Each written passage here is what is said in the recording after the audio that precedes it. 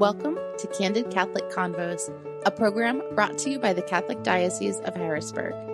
Our mission is to humanize the Church and help you to grow in your faith, love, and understanding.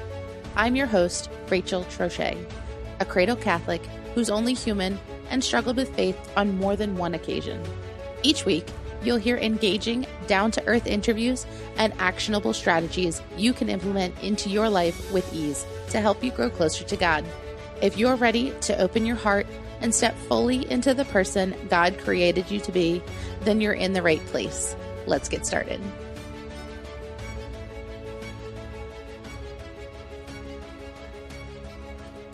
Hello. Welcome to another episode of Candid Catholic Convos. Did you know there are 15 prisons within the Diocese of Harrisburg? There are, in fact, 12 county prisons, 2 state prisons, and 1 federal penitentiary filled with inmates.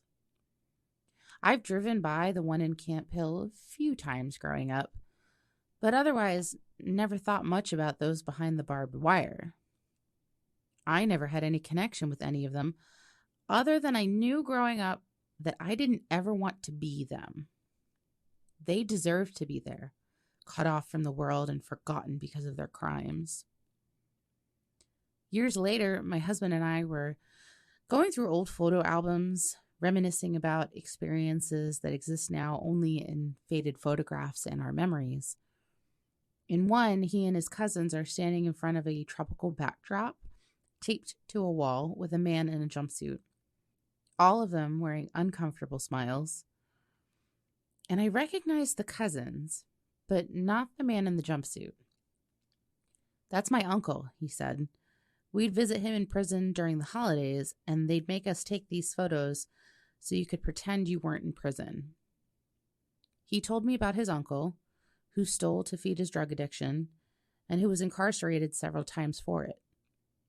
He told me about when his uncle was released and had nowhere to go but my husband's house where he lived with his mom, about how his family was less than supportive of his release, and how the two of them connected during this time. He told me about how his uncle struggled to adjust to life outside of prison, how during his incarceration, 3 of his siblings died, and his family was falling apart. He continued to feed his addiction, hoping to get back the sense of normalcy being behind bars gave him, but instead overdosed in the streets.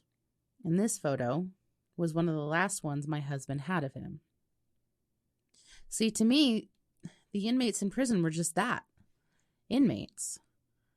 But to my husband, this inmate was never just an inmate. He was his uncle. He was his friend.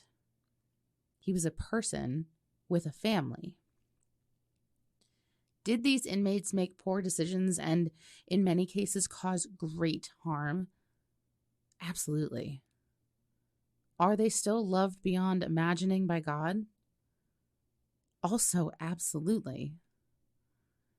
Visiting the imprisoned is one of the 7 corporal works of mercy given to us by Jesus in Matthew chapter 25, verses 31 through 37. In his teaching, Jesus calls us to consider how we would treat others if they were him in disguise. "I was in prison, and you visited me." On December 13th, Bishop Senior took this call quite literally, visiting the state correctional facility in Cole Township, celebrating Mass, and connecting with more than 50 inmates. He shared that, yes, prison is a place for them to face what they've done and the harm that they've caused, but that doesn't mean that God ever gives up on them.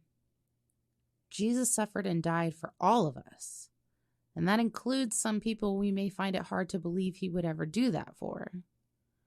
And just as a reminder, even if you're not in prison but don't believe yourself worthy of God's love, you absolutely are. Think about that tonight as you're making your resolutions and wavering back and forth on whether or not you deserve to have a prosperous 2024. Today we're joined by Jen Reed, our managing editor for the Catholic Witness, as she interviews Bishop Senior about his recent visit to SCI Cole Township, his first such visit to a prison in the Diocese of Harrisburg, and the first time he's ever celebrated a liturgy for inmates. You can read more about his visit and experience online at www.thecatholicwitness.org.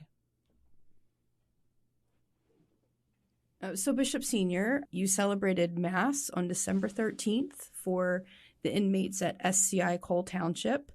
And as I understand that this was your first visit to a detention center in our diocese, can you talk a little bit about that experience for you being your first time doing such? Well, yes, it was. I've been in prisons before visiting individuals, but I had never celebrated Mass there. It's intimidating when you come to a prison. Going through the various security checkpoints, and you realize what's actually happening there. It's a unique responsibility that our people who serve in that important work in our Commonwealth and in those places, detention centers, they're providing a tremendous service. So it's a bit intimidating. I have to say though, when I got started to get vested for Mass, and some of the men who are in prison began to come in for Mass, I was overwhelmed with an awareness of the presence of God. Jesus said, and I was in prison and you visited me.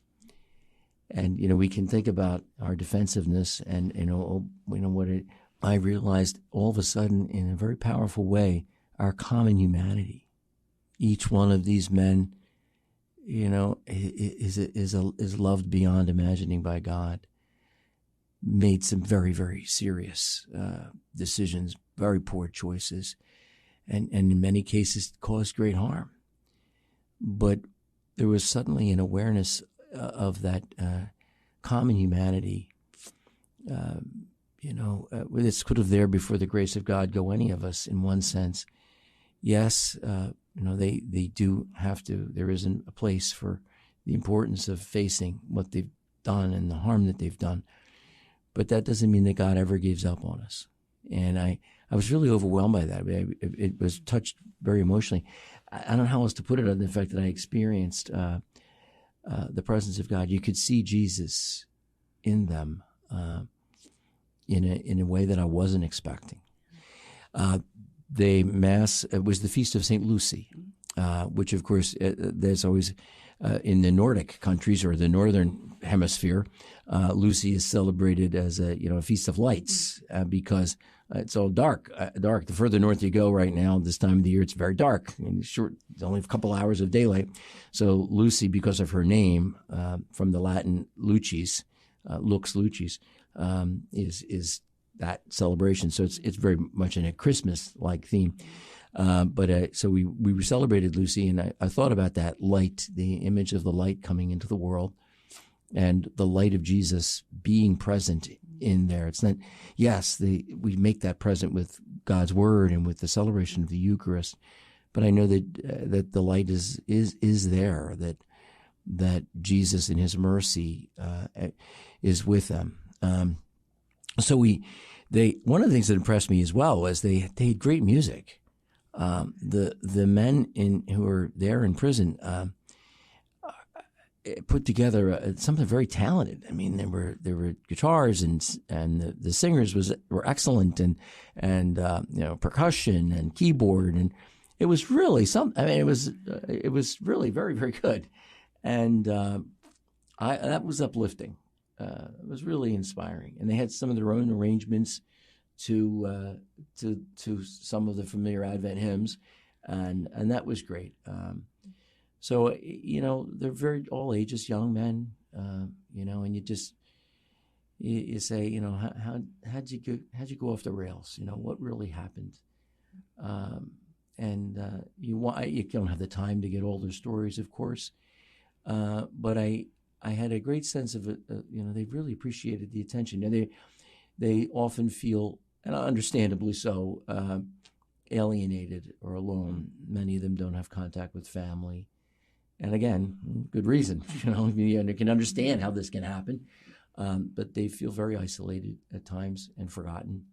So really just super appreciation for us and the others from the diocese who came with me, Deacon Greg Amarante from Catholic Life and Evangelization, and also Marianne Weltmer were there with me. And of course, Sister Susan, who is the chaplain there, for Catholic chaplain at Cole Township. So it was that was really wonderful to see. The after Mass, we had the celebration of the Eucharist, and after Mass, I was greeting everyone. A couple of the men wanted to speak to me personally, which I had the opportunity to do. Just as there were younger men, there were also older men who had, a couple of men in wheelchairs, obviously some who needed assistance. Some of them had been in prison for a really long time. So they had interesting moments of encounter as they're facing, their own mortality, perhaps in a different way, seeking healing and forgiveness and reassurance. But then, the musicians were gathered, and somebody came over to me and said, "Hey, Bishop, I understand you play the piano." And I said, "Yeah, I do play the piano. Would you give us a song?" Now, what am I going to say? No? No, I got to go. So we sat down and we started to sing. I sat down at the piano and we started to sing, and they kind of regrouped their, we had sort of a jam session, a Christmas Carol jam session, which was an extraordinary moment. I have to say, I really couldn't sing too well because I had a lump in my throat. Wow. You know what I mean?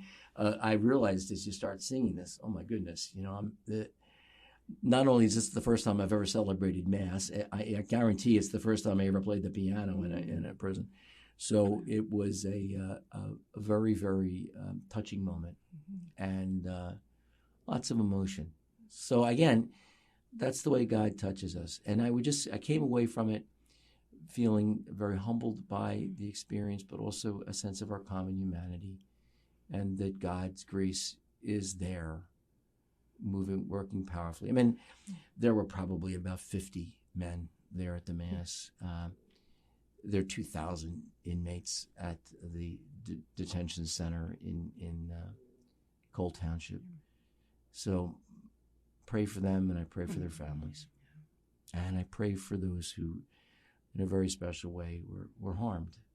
We always need to pray for healing for everyone. Sure, absolutely. Victims of crime. And Bishop, and I'm sure that it was a great significance for the men to be able to have you bring Christ to them as we are so close to, welcoming him at Christmas. What was the message that you shared with them, whether it be through your homily or just in your interaction with them during your visit? Well, the reading for the gospel was particularly appropriate. It just happened to be the reading for the Advent day, Wednesday of the second week of Advent. But it's I think some of the most beautiful words in all of sacred Scripture, where Jesus says, "Come to me, all you who are weary and find life burdensome, and I will refresh you. Take my yoke upon your shoulders and learn from me, for I am gentle and humble of heart, and your soul will find rest, for my yoke is easy and my burden light." I all of us in one way or another need to hear those words from Jesus, and we need to respond and say, yes, I want to come to Jesus.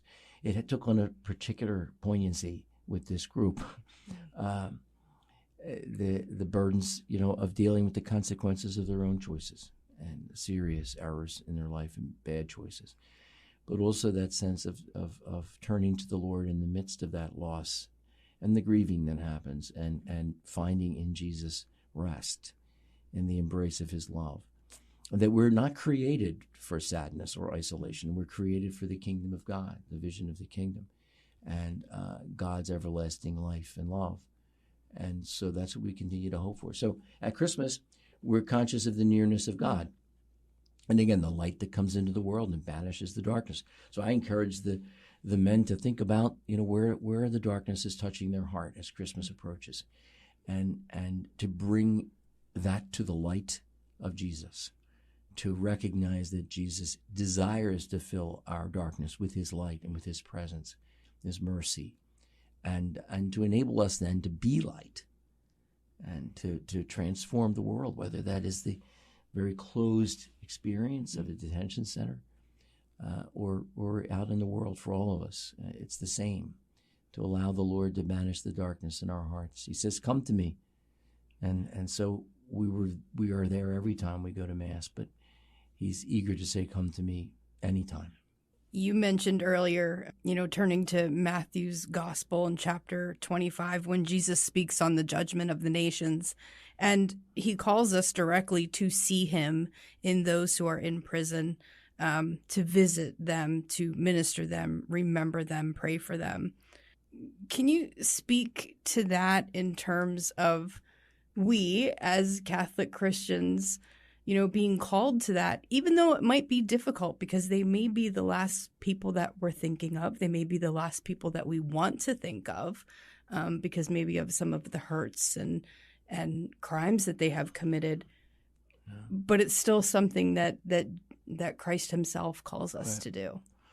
Yeah, I resisted the temptation. You look at some of the men and are speaking with them, and I said, I didn't ask them why they were there. I didn't do that, and certainly if they wanted to tell me how long they've been there, they offered that.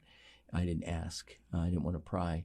But you do look at them and you say, whatever happened? How did you end up in this situation? Because it could easily be someone that I know, a friend, a close friend. It just seems like when you're talking to them, what went wrong? How did you end up in this situation? But again, that sense of common humanity. Mm-hmm. And I think that's really what Jesus is asking us to do in that scene in Matthew 25, to recognize him, even in those who have really gone off the rails in terms of their choices. Jesus suffered and died for all of us, and to overcome sin and death. And that includes some people that we may find it hard to believe that he would suffer and die for them. But then again, he suffered and died for me and for you and for all of us too. And we all sin, and we all need him in that way. So again, there's a common humanity, and I guess my heart goes out to them and say, in that sense of that, I love that you shared about how you enjoyed some Christmas carols and music with them, because, I would not have expected that either. But it really, I think, to me, as you're talking about our common humanity, and we have shared things in common, we all have fears and grief and regret, but we also have hope and celebration for the birth of Christ. And, can you talk a little bit more maybe on their response, and did any of them share anything with you about their just the joy of you being there, their love for Christ, those sorts of things? Yes, for sure they did. They were my goodness. Everywhere I'm very warmly received. I have to say, people of the Diocese of Harrisburg, everywhere in the diocese, have been just wonderful. It sort of I was surprised with how engaging they were to receive all of us, who came, those who accompanied me as well. How appreciative they were, and thanking me for coming. And Bishop, I hope you know how much we appreciate that. Many of us don't hear from our families. We don't. If we do, it's very rare. And as Christmas comes, that's one of the reasons why I sort of feel a lot of emotional coming as I'm singing these Christmas carols. They're not going to experience that closeness. And again, that's what prison's for, to contemplate the great harm that many of them certainly did. But at the same token, it is my heart goes out to them. And so, yes, they were very appreciative.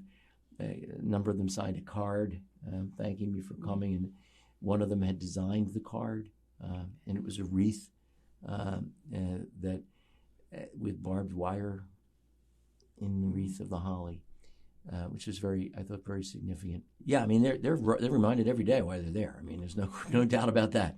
But they also, I think, what we try to do is to remind us that none of us are defined by our sinfulness.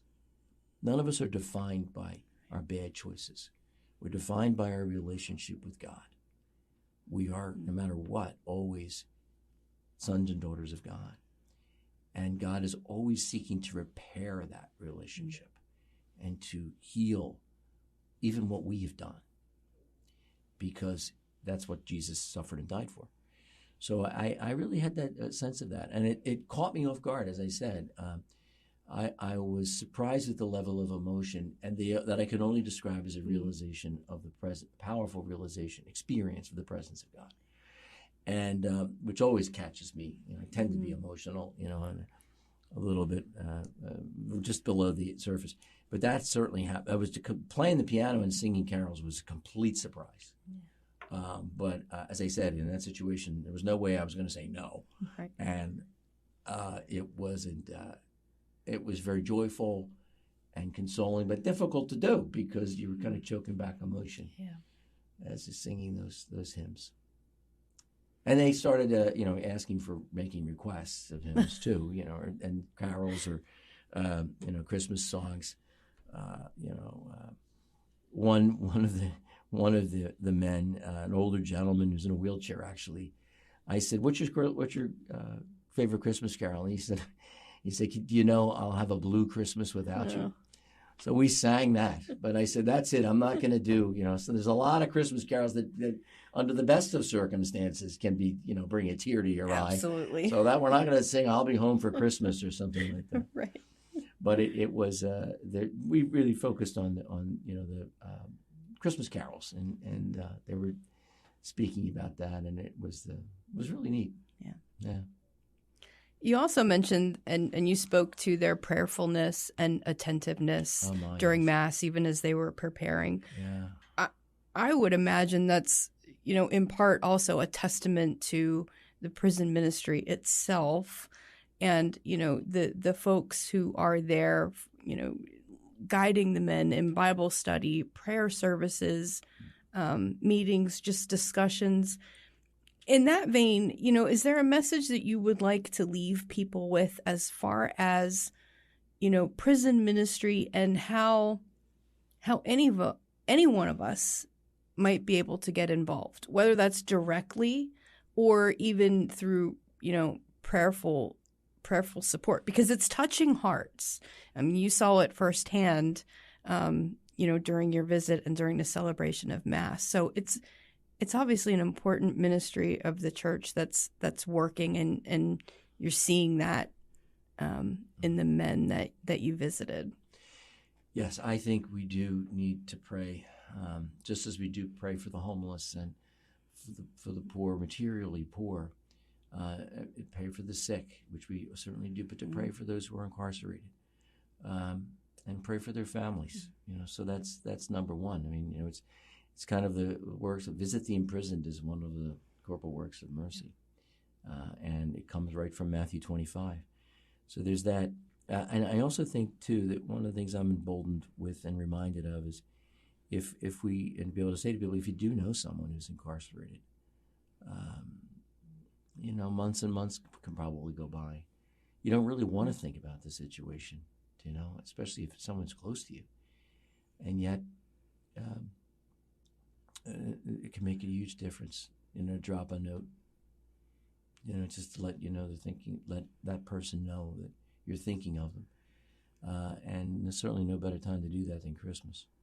So I would say that those two things were possible to visit. It's not always, there's a lot of restrictions around visiting, which can be very, that's when I arrived, I was reminded of how intimidating all that is. Metal detectors, and you can't bring your phone in, and I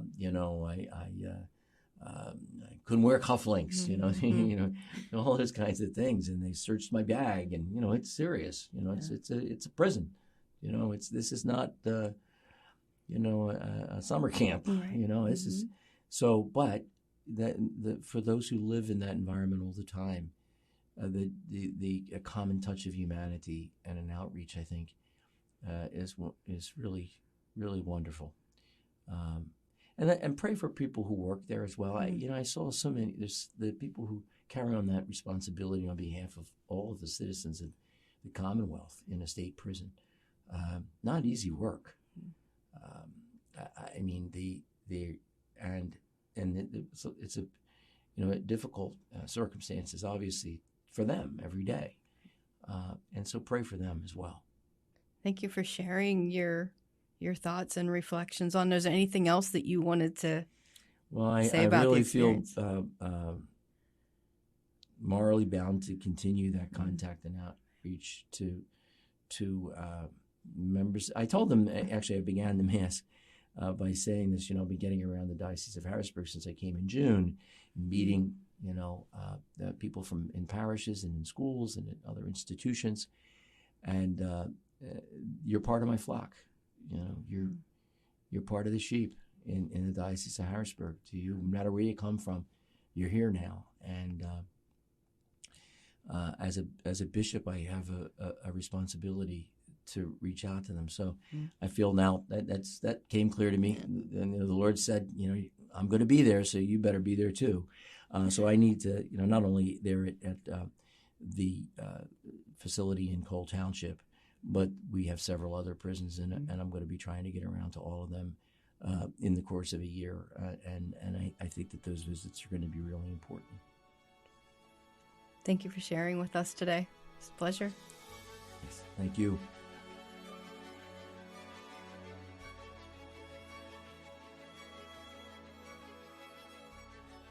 Thank you so much for listening.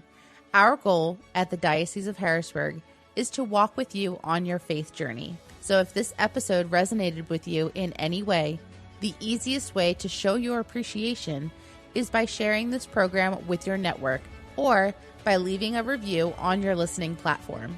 You can also support us financially by making a donation online at hbgdiocese.org/DAC and clicking the Make a Donation button. Thanks again, and we'll see you at church on Sunday.